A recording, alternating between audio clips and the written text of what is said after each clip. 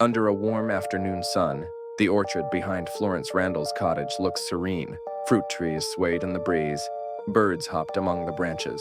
Sitting on a wooden bench, Florence sighed, recalling how this very spot had once been a place of turmoil and wonder. It was here, decades ago, that she discovered she was carrying 7 children at once, each of whom would turn her life, and the lives of everyone around her, upside down. She never imagined how the story would come full circle nearly 3 decades later, culminating in a surprise that left her shaken to the core. 30 years ago, Florence was a bright-eyed young woman from a quiet rural community. She'd married Robert Townsend, a teacher at the local middle school, known for his kindness and gentle spirit.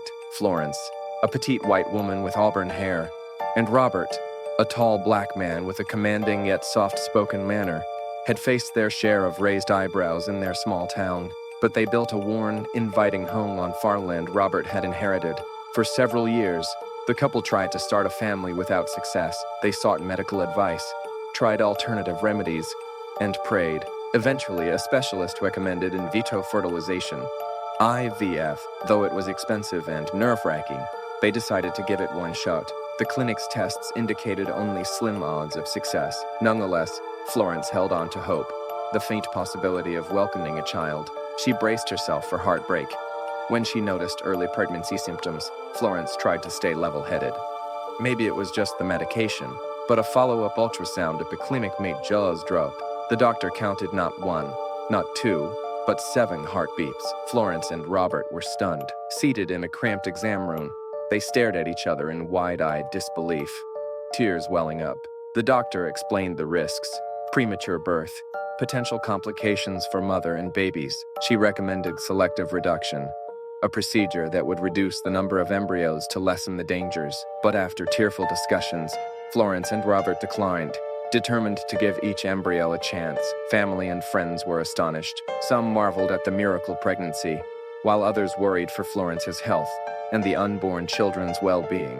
Over months, her belly ballooned at an astonishing pace. Robert juggled teaching with caring for her, cooking meals, and driving her to constant doctor checkups. By month 5, Florence spent much of her time on bed rest. Each step felt like hoisting a heavy burden. The doctor warned that the babies could arrive any day. She prayed for more weeks, longing for the best shot of healthy outcomes. Finally, around week 30, severe contractions forced an emergency delivery. Amid frantic hospital staff and piercing lights, Florence gave birth to 7 tiny, fragile lives. Nurses whisked each child, 4 boys and 3 girls, into incubators. Robert hovered anxiously, leaning in to stroke each baby's miniature hand. Though the babies were unbelievably small, they clutched fiercely to life. Over several tense months, the Townsend septuplets stabilized. They had defied dire predictions, though not without heartbreak. 1 baby girl succumbed to complications after a few weeks, leaving them with 6 survivors. The funeral for that tiny child was a sorrowful punctuation to a joyous miracle, a reminder that parenthood could be both a triumph and a loss. Florence and Robert soon found themselves raising 6 black children with a rainbow of personalities, some calm, some mischievous. Life in the small town was not always kind. Whispers circulated about how a white mother ended up with so many black kids at once, or how one family raising so many was unnatural. But the Townsends persevered,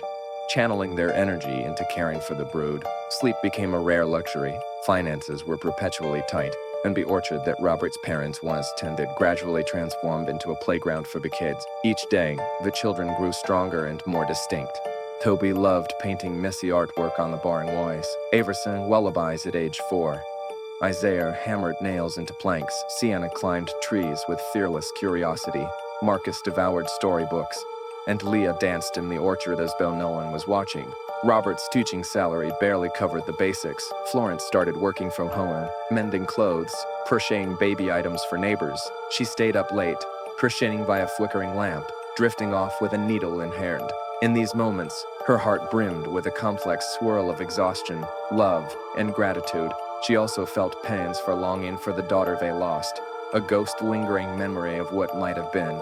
As the septuplets grew, they faced typical childhood squabbles, borrowed crayons, uprooted plants, sassy comebacks. Florence tried to instill unity among them. The orchard behind their home, which once produced apples and peaches, became a place for exploration and the kids' raucous games. She found it a blessing, fresh air to contain their endless energy. Despite challenges, a sense of wonder filled the towns and home, a testament to how adversity can yield a joyous chaos. When the children reached adolescence, new storms formed. Some folks in the larger community saw them as an anomaly. 6 black siblings with a like mother and father frequently absent due to second jobs. The kids navigated identity questions. Toby, the painter, received indignant remarks from classmates. Sienna grew reclusive, burying herself in nature to escape stares, but Florence and Robert encouraged each child to channel negativity into personal strength. They read books on heritage and visited cultural festivals in neighboring towns. The orchard became a safe space